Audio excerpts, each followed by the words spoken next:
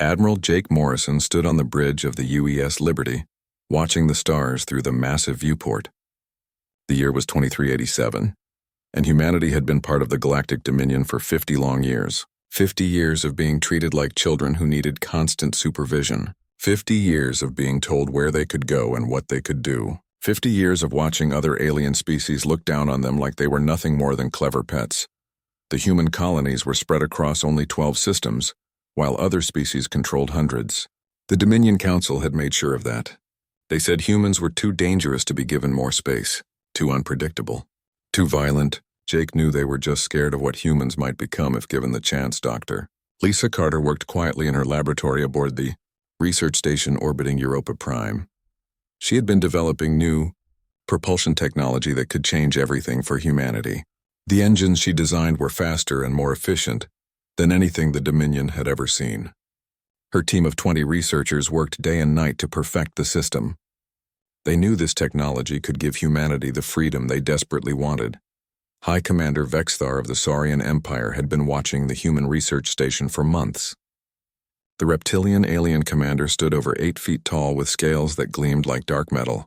His yellow eyes showed nothing but contempt for the humans.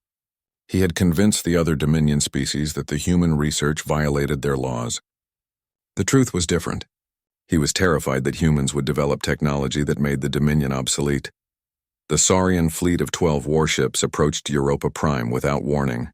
Captain Ben Rodriguez of the UES Defiant was on routine patrol when his sensors detected the approaching vessels. He immediately tried to contact the research station to warn Dr. Carter and her team. The transmission crackled through space, carrying his urgent voice. The Saurian ships opened fire without any attempt at communication. Massive energy beams tore through the research station's hull. Dr. Carter watched in horror as her laboratory exploded around her. She tried to reach the escape pods, but debris blocked her path. Her last transmission was a desperate plea for help that would never be answered. Captain Rodriguez pushed his ship's engines to maximum power, trying to reach the station in time. The UES Defiant was small compared to the Saurian warships, but he had to try something. His crew of 48 humans prepared for battle, knowing they were completely outmatched. They would fight anyway because that was what humans did when cornered. The Saurian weapons turned toward the approaching human vessel. High Commander Vexthar personally gave the order to fire. He wanted to watch the human ship burn. Energy beams struck the Defiant's shields, causing the entire ship to shake violently. Warning alarms screamed through the corridors as systems began failing. Rodriguez managed to fire back with his ship's limited weapons. The missiles struck one of the Saurian vessels, causing minor damage. It was barely a scratch, but it was enough to make Vexthar angry. The Saurian commander ordered all ships to focus fire on the human vessel. He wanted to make sure no humans survived to tell what happened here. The research station exploded in a brilliant flash of light. 300 human civilians died in that moment, including Dr. Carter and her entire research team. Years of work and countless lives were lost because the Dominion feared human progress. The explosion lit up Europa Prime's night sky like a second sun. Captain Rodriguez knew his ship was dying. Hull breaches appeared throughout the Defiant as Saurian weapons tore it apart. He ordered his crew to abandon ship while he stayed behind to buy them time. The escape pods launched just before the main reactor went critical. Rodriguez died trying to save his people, but most of his crew survived. The few survivors were rescued by another human patrol ship hours later. They brought news of the massacre back to Admiral Morrison and the Human Fleet Command. The survivors told their story with tears in their eyes and anger in their voices. They had watched their friends and colleagues murdered for no reason other than alien fear. Ambassador Helen Brooks sat in the Dominion Council chambers on the capital world of Centrax. She was the only human representative among hundreds of alien delegates. When she demanded an investigation into the Europa Prime attack, the other species barely listened. The council was dominated by 5 ancient alien races who had controlled the galaxy for thousands of years. The ethereals were tall, pale beings who could read minds and manipulate thoughts. They dismissed the human concerns with cold indifference. The constructors were machine-like creatures who spoke only in mathematical formulas. They calculated that human lives were statistically insignificant. The Korvaxi were warrior aliens covered in thick armor who respected only strength. They saw the attack as a legitimate military action. The Volnari were greedy merchants who only cared about profit margins. They worried that any investigation might disrupt trade routes. The Saurians naturally defended their own actions, claiming the humans had violated Dominion law by developing dangerous technology. High Commander Vexthar himself appeared before the council to justify the massacre. Chancellor Morden of the Ethereals was over 3,000 years old and had led the Dominion for centuries. His ancient voice carried the weight of absolute authority when he spoke. He told Ambassador Brooks that humans should learn to accept their place in the galactic order. The other species had earned their positions through millennia of service to the Dominion. Brooks felt her anger rising as she listened to their excuses and lies. These aliens had murdered 300 innocent humans, and now they acted like it was nothing. She stood up in the council chamber and spoke with a voice that carried across the vast room. She told them that humanity would not forget this crime and would not accept their weak explanations. The alien delegates laughed at her words. What could humans possibly do against the might of the Dominion? They had only 47 warships, while the Dominion controlled over 10,000 vessels. Humanity was completely dependent on alien technology and alien trade routes. They were nothing more than an annoying pest that had been properly swatted. Admiral Morrison received Ambassador Brooks's report about the Council's refusal to act. He read her words while standing in his command center, surrounded by holographic displays showing the human fleet positions. His officers waited quietly for orders while their commander made the most important decision in human history. Morrison activated the emergency recall signal that would bring every human vessel back to Sol's system. He then opened a communication channel to every ship in the human fleet. His voice was calm but filled with determination when he spoke to his people. He told them that the time for submission was over. Humanity would no longer bow to alien masters who treated them like slaves. The Admiral then composed a message that would be broadcast across every communication channel in Dominion space. Every alien world would hear his words. Every species would understand that something fundamental had changed. The message was simple, but it would shake the galaxy to its foundation. Morrison's voice echoed through space, carrying humanity's Declaration of Independence. The Terran Federation was withdrawing from the Galactic Dominion immediately. All human colonies would be under Earth's protection from now on. Any attempt to interfere with human space would be considered an act of war against all humanity. The aliens who heard this message reacted with shock and disbelief. How dare these primitive humans challenge the natural order? The Dominion had ruled the galaxy for over 10,000 years. No species had ever successfully defied their authority. Humanity was making a mistake that would cost them everything. But Admiral Morrison knew something the aliens did not understand. Humans had spent 50 years studying Dominion technology and tactics while pretending to be grateful subjects. They had learned from every species and adapted their knowledge to human needs. The aliens thought they knew what humans were capable of, but they were completely wrong. The recall order went out to every human vessel in space. Military ships and civilian transports alike began their journey back to Sol system. The 47 warships of the human fleet would soon be joined by hundreds of converted civilian vessels. Every human in space was coming home to prepare for the war that would decide their species' fate. Morrison stood alone on his bridge after sending the declaration. He knew that humanity was about to face the greatest challenge in their history. The entire Dominion would unite against them. Thousands of alien warships would come to crush human independence before it could take root. But he also knew that humans had never backed down from impossible odds.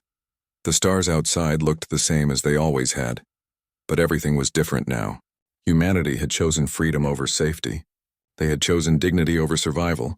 The galaxy would learn what humans were truly capable of when they fought for something bigger than themselves. The age of human submission was over, and the age of human destiny was about to begin. High Commander Vexthar sat in his command chamber aboard the massive Saurian flagship, reading the human declaration of war. His scaled lips curved into what passed for a smile among his kind. The reptilian commander could barely contain his amusement at human stupidity. 47 tiny warships against the might of the entire Galactic Dominion. It would be the shortest rebellion in galactic history. The Dominion Council met in emergency session within hours of receiving Morrison's message. Representatives from all 5 ruling species gathered in the Great Chamber on Centrax. The ancient walls had witnessed the rise and fall of countless civilizations, but never had they heard such bold defiance from such a weak species. Chancellor Morden called the assembly to order with his telepathic voice. The Korvaxi War Master Grimtalk stood to address the council. His massive armored form towered over the other delegates as he spoke in his harsh guttural language. He volunteered to lead the punitive expedition against humanity. The warrior species had been looking for a chance to test their newest weapons, and the humans would provide perfect target practice. Commander Rick Stone worked alone in his small office deep within Dominion Intelligence Headquarters. The human officer had been studying combat patterns and tactical data for years. He was one of only 12 humans who held positions within the Dominion military structure. His computer screens showed detailed analyses of human warfare throughout their history, and the conclusions worried him greatly. Stone had access to classified files that other humans never saw. He knew about every human military engagement from their ancient wars to their recent colonial conflicts. What he saw there made him realize that the Dominion was making a terrible mistake. Human warfare was unlike anything other species had ever developed. It was chaotic, brutal, and completely unpredictable. The human officer tried to schedule meetings with Dominion generals to share his concerns. Every request was denied or ignored. The alien commanders saw him as nothing more than a token human whose opinions meant nothing. They were confident in their overwhelming numerical advantage and superior technology. Stone knew they were wrong, but nobody would listen. War Master Grimtalk assembled task force judgment at the Korvaxi military base near the Galactic Core. 200 of the Dominion's finest warships gathered in formation. Each vessel was crewed by experienced warriors from multiple species. The combined firepower could destroy entire star systems if necessary. The force was 10 times larger than anything needed to crush human resistance. The Korvaxi commander studied tactical displays showing the Sol system. Intelligence reports indicated that Earth had minimal orbital defenses and a small planetary shield. The human fleet was scattered across their 12 systems, with most ships concentrated near their homeworld. Grimtalk planned to jump directly into Sol system and demand immediate surrender. Admiral Morrison worked around the clock in the command center beneath Colorado Springs. The massive underground facility had been expanded secretly over the past decade. Holographic displays showed the positions of every human vessel as they raced toward Earth.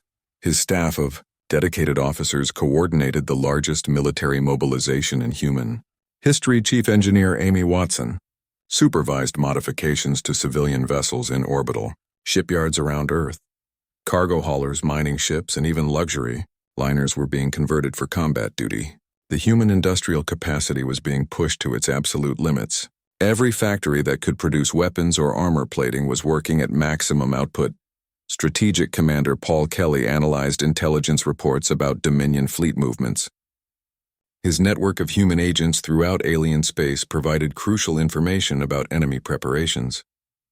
The reports confirmed that a massive task force was assembling, but the exact size and composition remained unclear. Kelly estimated they would face at least 5 times their own numbers. Captain Lisa Turner commanded the UES Ranger on patrol near the edge of Sol system. Her ship was equipped with the most advanced sensors in the human fleet. She detected the first signs of hyperspace disturbances that indicated incoming vessels. The readings were unlike anything she had ever seen before. Whatever was coming was enormous. The human modifications to their fleet went far beyond simple weapon upgrades. Amy Watson had incorporated salvaged alien technology in ways that violated every known principle of spacecraft design. Human engineers approached problems differently than other species. Where aliens sought elegant solutions, humans preferred whatever worked regardless of how crude it appeared.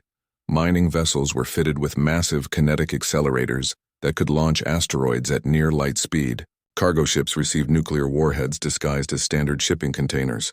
Even small courier vessels carried experimental weapons based on Dr. Carter's research.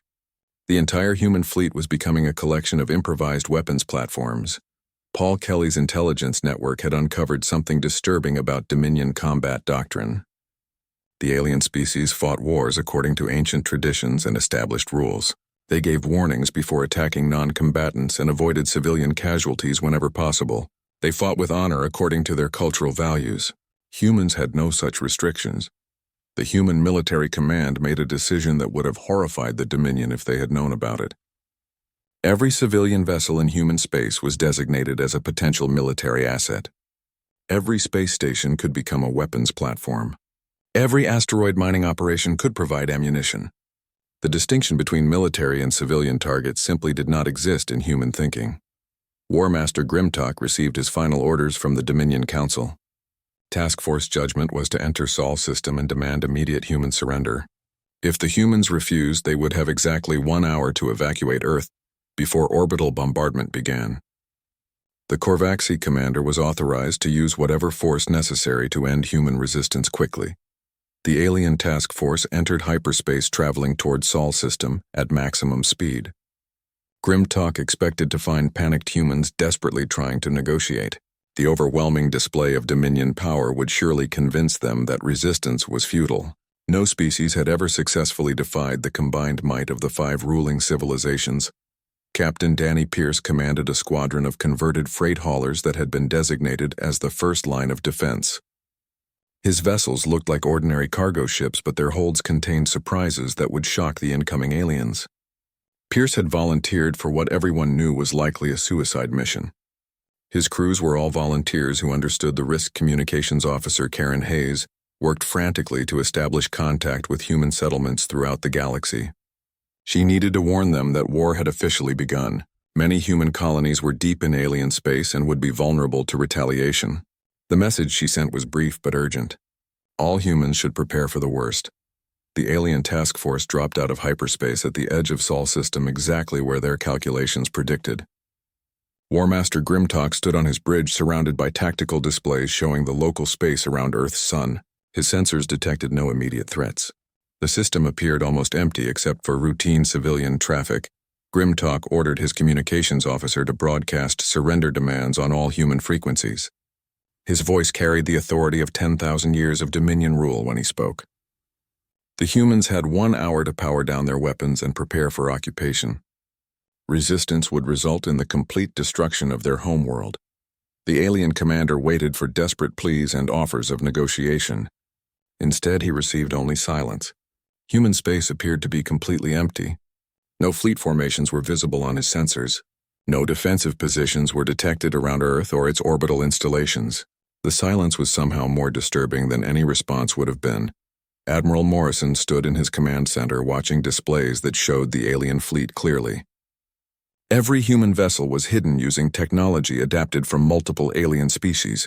Stealth systems borrowed from ethereal designs were combined with Vulnari commercial transponders and Saurian shield modifications. The result was perfect invisibility. The human fleet surrounded the Dominion task force without being detected. 200 alien warships found themselves in the center of a carefully prepared trap. Morrison had spent months planning this moment. The aliens expected to find cowering humans ready to surrender. Instead, they had walked into the most sophisticated ambush in military history. Morrison opened a communication channel that reached every ship in both fleets. His voice was calm and steady when he spoke to the alien commander. He thanked War Master Grimtalk for coming to Sol system, because it would save humanity the trouble of hunting down Dominion forces across the galaxy. The aliens were about to learn what humans were truly capable of. The human fleet decloaked simultaneously around the startled alien formation. Hundreds of vessels appeared from empty space surrounding the Dominion task force on all sides. War Master Grimtalk stared at his tactical displays in disbelief. The humans had more ships than intelligence reports indicated, and they were positioned perfectly for maximum tactical advantage. Morrison. His final words before the battle began would be remembered throughout the galaxy for centuries. War Master Grimtalk watched in shock as human vessels appeared from nowhere around his fleet.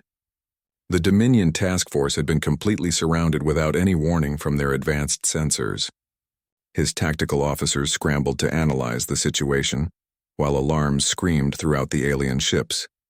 200 Dominion vessels found themselves trapped in the middle of what appeared to be an even larger human force. Captain Danny Pierce received the attack signal from Admiral Morrison and immediately engaged his engines.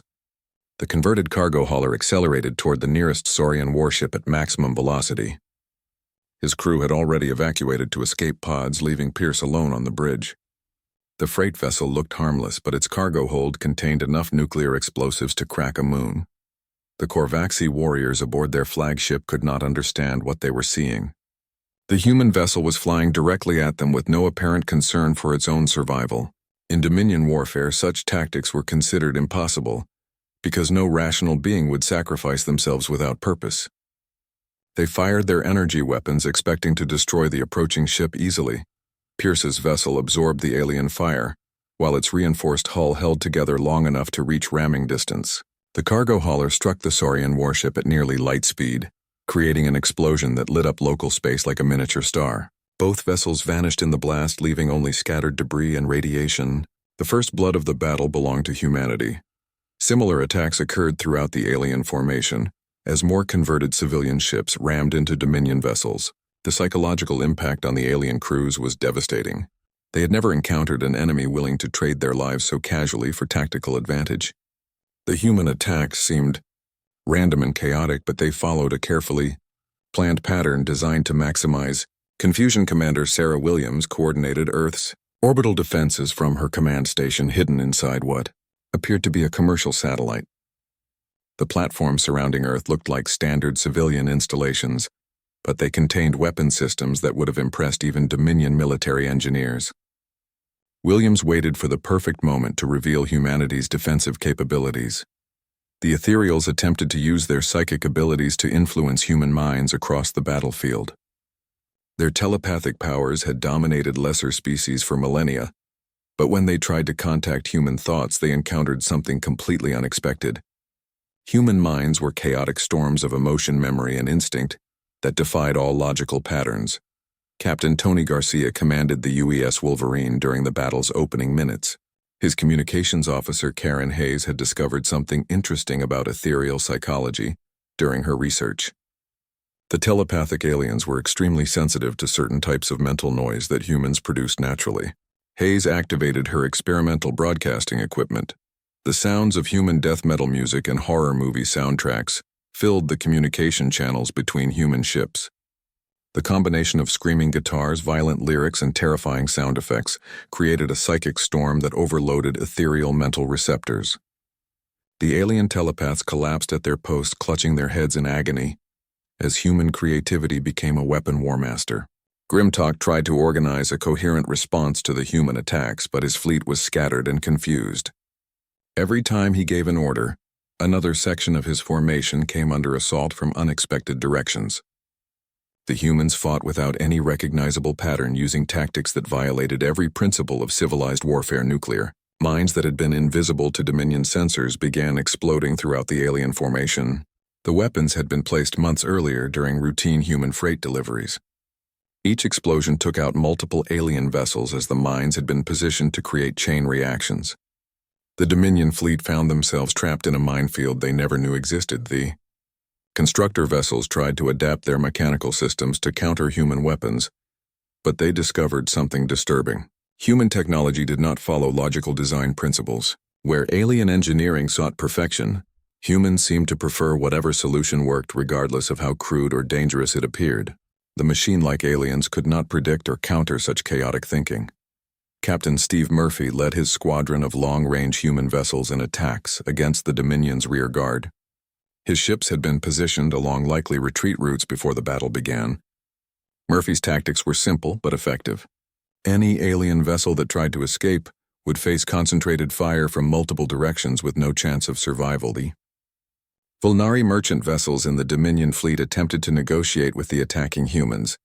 They broadcast offers of tribute and trade agreements, hoping to buy their way out of the battle. The human response was a barrage of kinetic projectiles that turned the merchant ships into expanding clouds of debris. Humans apparently did not respect the traditional rules of galactic commerce. War Master Grimtalk realized that his force of 200 vessels had been reduced to fewer than 60 in the first hour of combat. His warriors were among the finest in the galaxy, but they had never faced an enemy like humanity.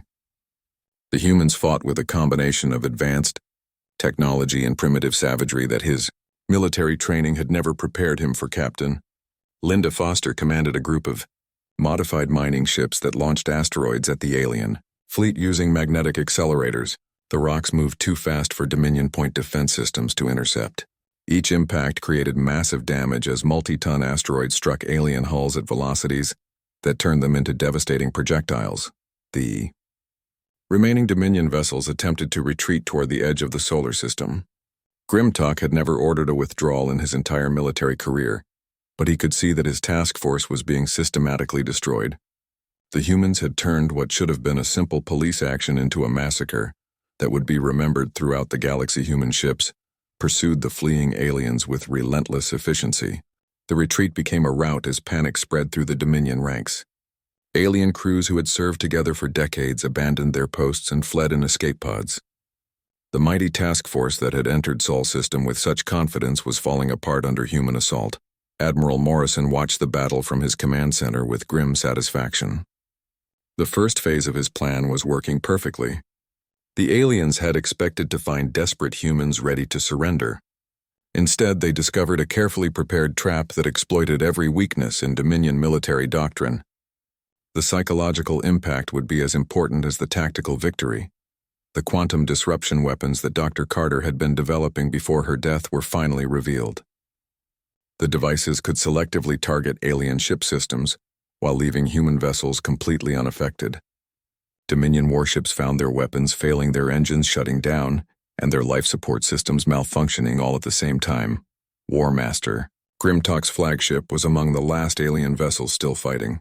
The proud Korvaxi warrior refused to abandon his post even as his ship suffered critical damage. He broadcast a final message to the surviving Dominion forces, telling them to carry news of this defeat back to the home worlds.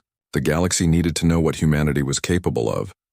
The Korvaxi flagship exploded in a brilliant flash as its main reactor overloaded.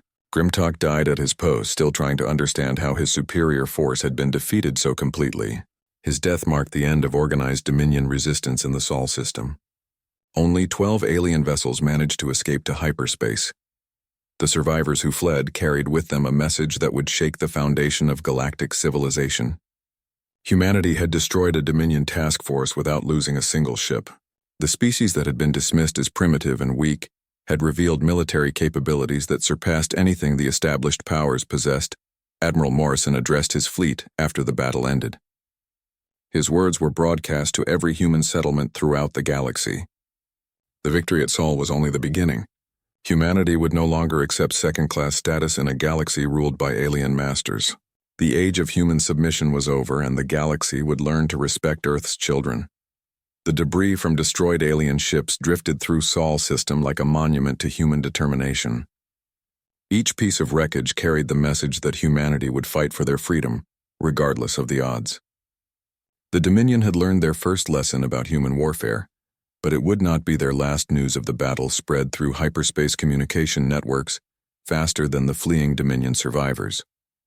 Every species in the galaxy would soon know that the established order had been challenged successfully. The humans had proven that the mighty Dominion could be defeated. Revolution was in the air, and humanity had lit the spark. The 12 surviving Dominion vessels that escaped from Sol system arrived at various alien worlds carrying news that shocked the galaxy to its core.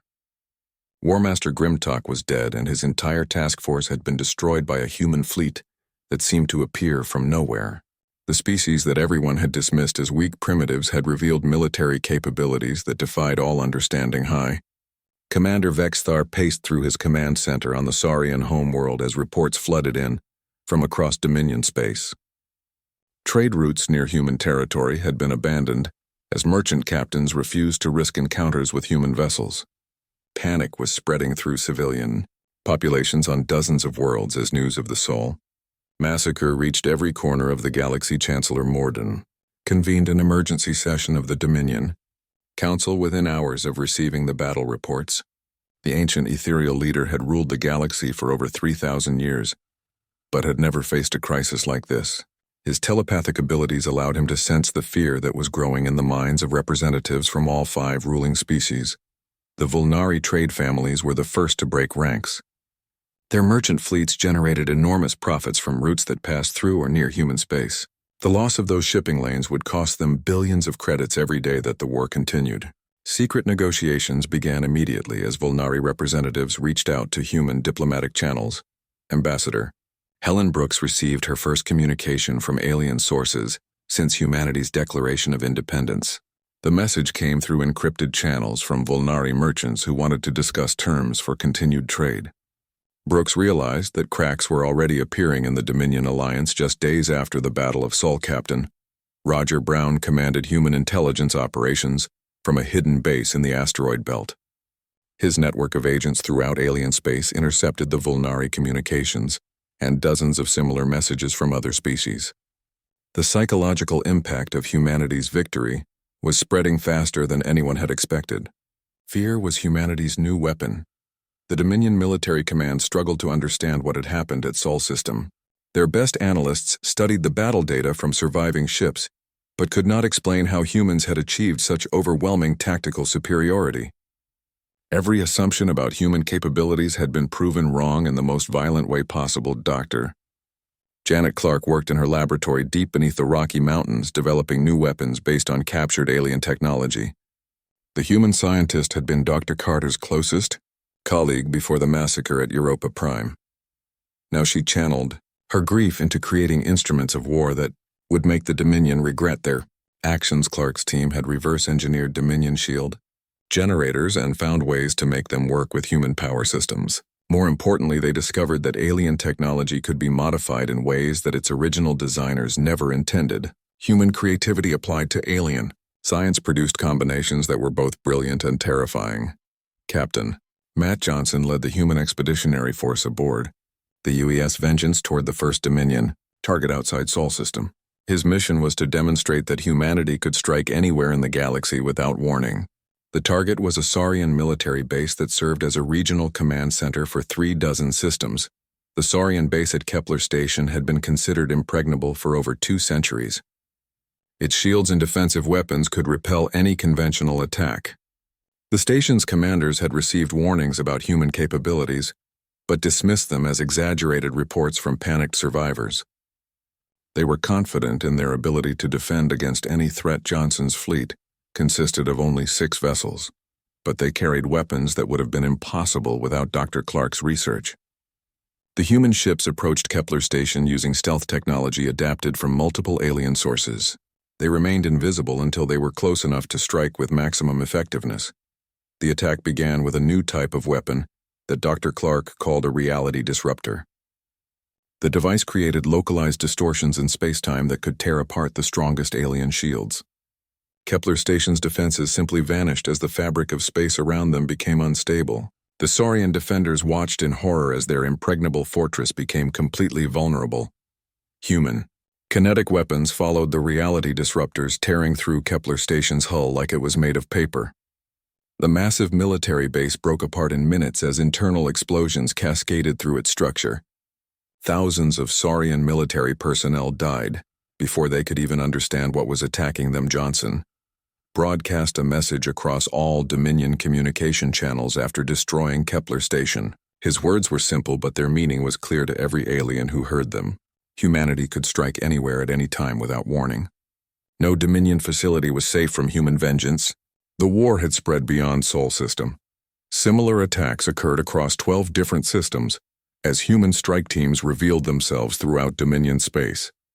Military bases, supply depots, and communication centers were destroyed with surgical precision.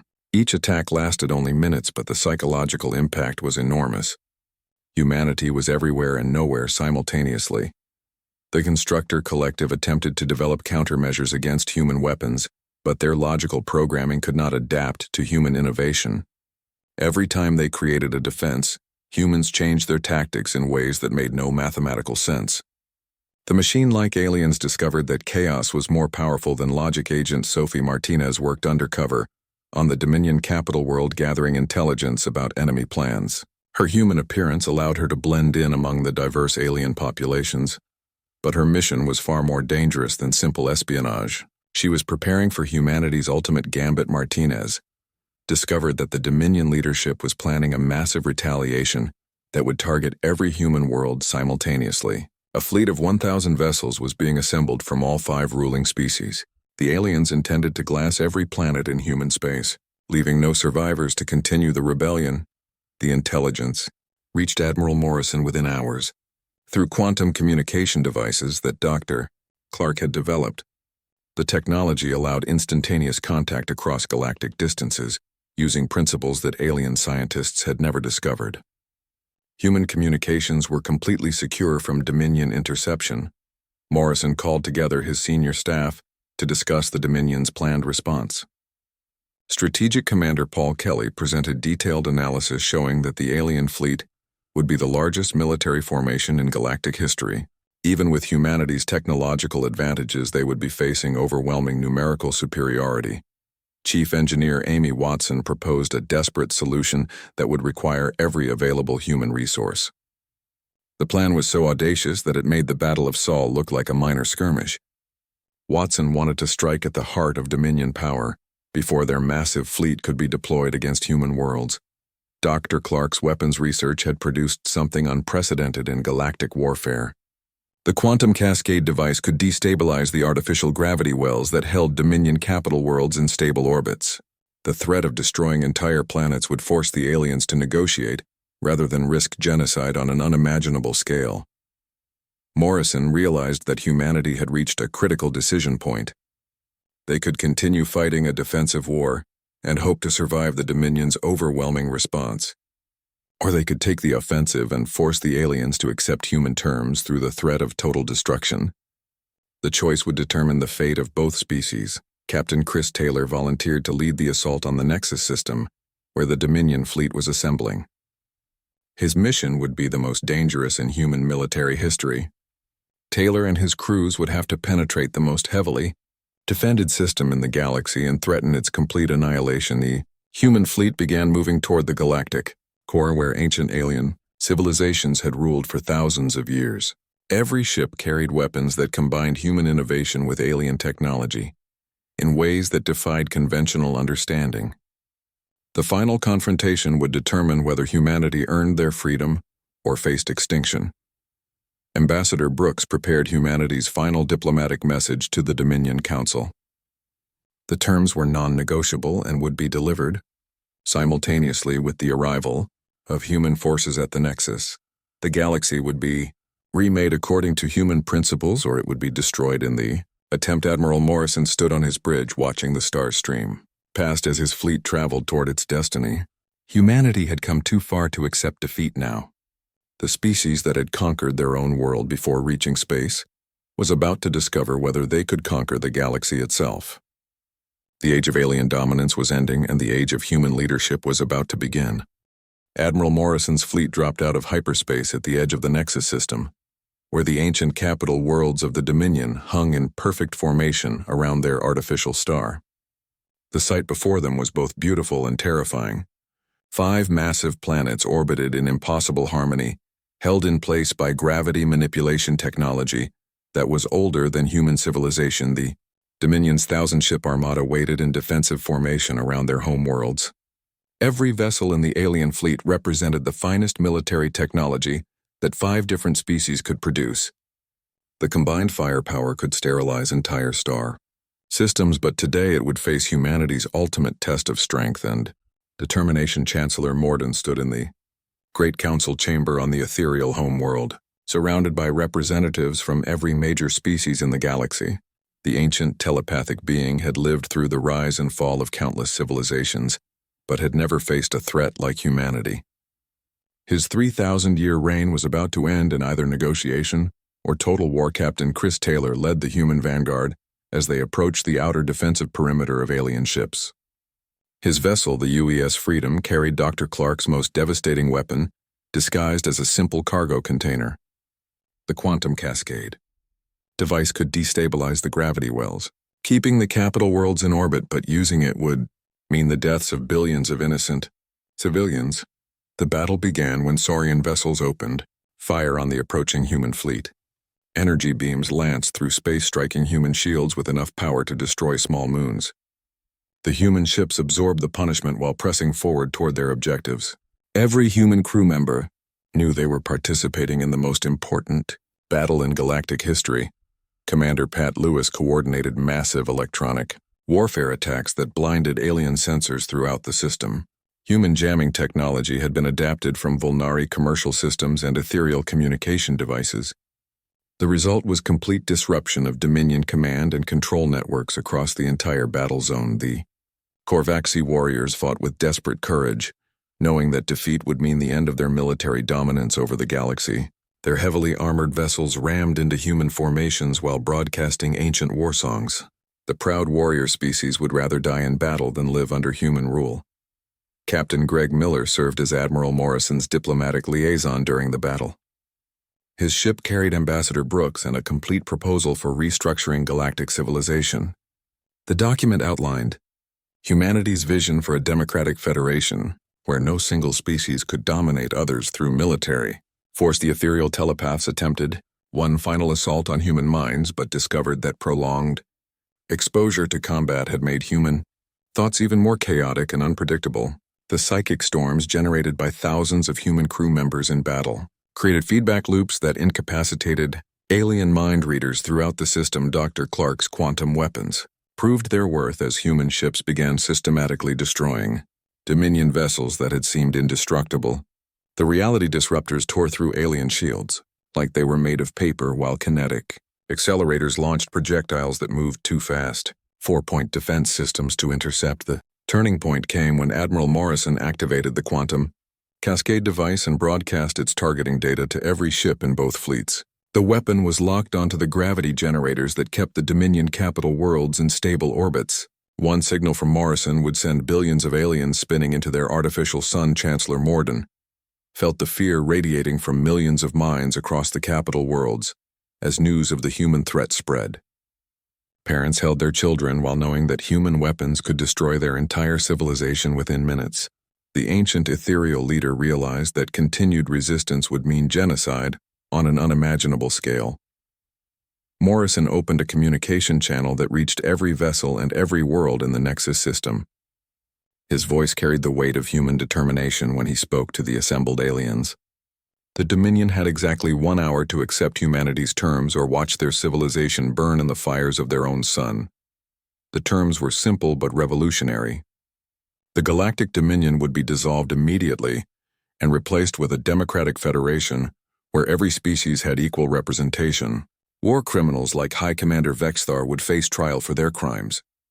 Reparations would be paid to all oppressed worlds throughout the galaxy. More importantly, the new government would be based on human principles of individual rights and democratic representation. No species would be allowed to dominate others through military force or economic manipulation. The age of alien aristocracy was ending, and the age of galactic democracy was beginning. The alien fleets found themselves paralyzed by indecision as their leaders struggled to accept the unthinkable. Humanity had gone from galactic outcasts to the dominant power in the space of a few months. Their technological superiority and willingness to fight total war had made them the new rulers of civilization. Captain Steve Murphy led human boarding parties that captured key Dominion command vessels without firing a shot. The alien crews surrendered rather than risk triggering the quantum cascade device. Murphy's teams found evidence of war crimes and oppression that stretched back thousands of years high. Commander Vexthar was arrested by his own people as Saurian leaders desperately tried to distance themselves from his actions. The reptilian commander who had started the war by massacring human civilians would face justice in human courts. His capture symbolized the complete reversal of galactic power. Ambassador Brooks presented the Terran Accords to the assembled alien leaders 6 hours after the battle ended. The document established the framework for a new galactic government based on principles that humanity had developed during their own difficult journey toward democracy and freedom. The signing ceremony took place aboard Admiral Morrison's flagship with representatives from every major species in attendance. The ancient rulers of the galaxy formally surrendered their absolute power and agreed to participate in a democratic system where every voice would be heard equally. Chancellor Morden was the last to sign the accords. The 3,000-year-old ethereal leader used his telepathic abilities to sense the genuine desire for peace that motivated most humans. Despite their overwhelming military victory, humanity wanted cooperation rather than domination. The new Galactic Federation chose Ambassador Brooks as its first Secretary General in democratic elections held throughout civilized space. The former human representative to the Dominion became the leader of a government that represented thousands of species across millions of worlds. Admiral Morrison accepted promotion to Fleet Admiral of the Federation Navy, but insisted that the military remain under civilian control. The human officer who had defied the Dominion now worked to ensure that no species could use military force to oppress others. The transformation of galactic Society began immediately as human. Teachers and engineers traveled to alien worlds sharing knowledge about democracy, individual rights, and peaceful conflict resolution. Former enemies worked together to build a better future for all species in the galaxy. 6 months after the Battle of the Nexus, the galaxy was unrecognizable. Trade flowed freely between species that had been enemies for millennia. Scientific cooperation produced advances that benefited everyone. The oppressive hierarchy of the Dominion was replaced by voluntary association and mutual respect fleet. Admiral Morrison stood on the observation deck of his flagship, watching human and alien crews working together to repair war damage throughout the Nexus system. The species that had been dismissed as primitive warmongers had become the teachers of peace and democracy. The final irony was not lost on anyone who understood the true scope of what had happened. Humanity's greatest strength had never been their weapons or their tactics. Their real power lay in their ability to inspire others to fight for freedom and dignity, regardless of the odds against success. The galaxy no longer watched humanity in terror, but in hope. The species that had refused to accept slavery had shown every other civilization that freedom was possible. The age of human dominance had begun, not through conquest but through the simple revolutionary idea that every being deserved to be free Earths. Children had inherited the stars not as conquerors but as liberators. The universe was vast and full of wonders waiting to be discovered by species working together as equals. Humanity had given the galaxy its greatest gift by proving that even the most powerful empires could be changed by those brave enough to demand justice.